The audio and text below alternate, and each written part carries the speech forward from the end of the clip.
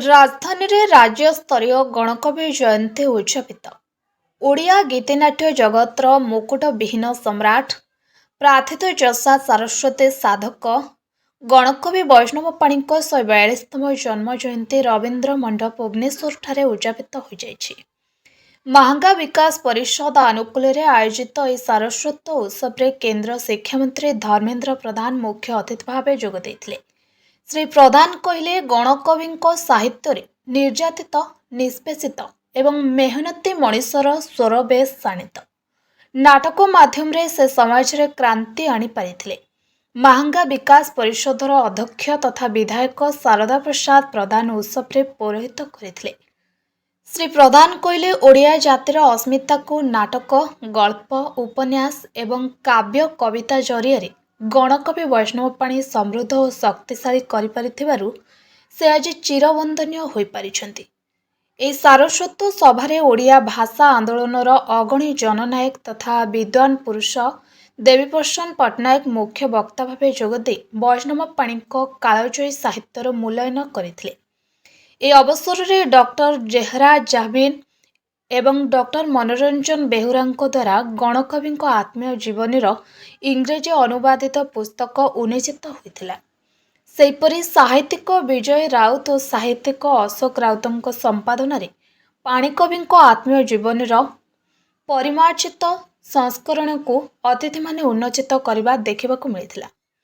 शिक्षाविद अक्षय कुमार षडंगी स्वागत भाषण देउथबा बेले अध्यापक अशोक राउत अतिथि परिचय प्रदान करथिले। साहित्यिक अखिलेश महांती धन्यवाद अर्पण करथिले। गणकवि जयंती समारोह रे 25टी सांस्कृतिक अनुष्ठान अंशग्रहण करथिले। श्रेष्ठ गीतिनाट्य प्रदर्शन करुथबा अनुष्ठान गुडी को पुरस्कृत करा जायतिला।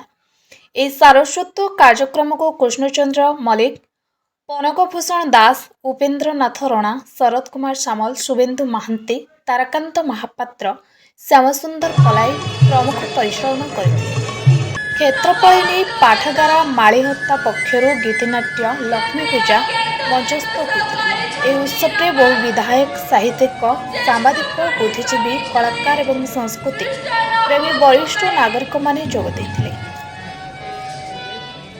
ओडिया भाषार अनन्य श्रद्धार केन्द्र पूज्य गणकवि वैष्णव पाणीकर 142तम जयंती अवसर में जीवनी बायोग्राफी ओडिया और इंग्लिश रे लोकार्पण कर सु अवसर मत मिला।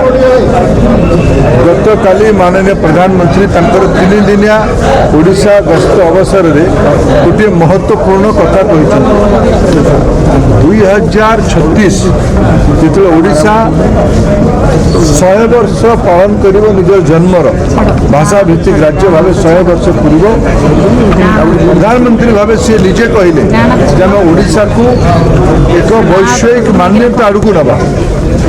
ओडिशार सबू नागरिक मान से आह्वान करले समस्ते निजर दायित्व निर्वाह करंतु जे 36 मसीहा सुधा से कौन करेंगे।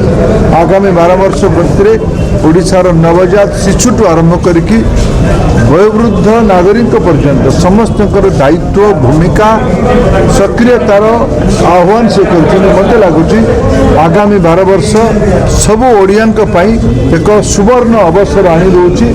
ओडिया भाषा संस्कृति ओडिया जातिर एक पुनः परिचय तैयारी करने एक नवजागरण तैयारी करने जो मु गणकवि वैष्णव पाणीकर विचार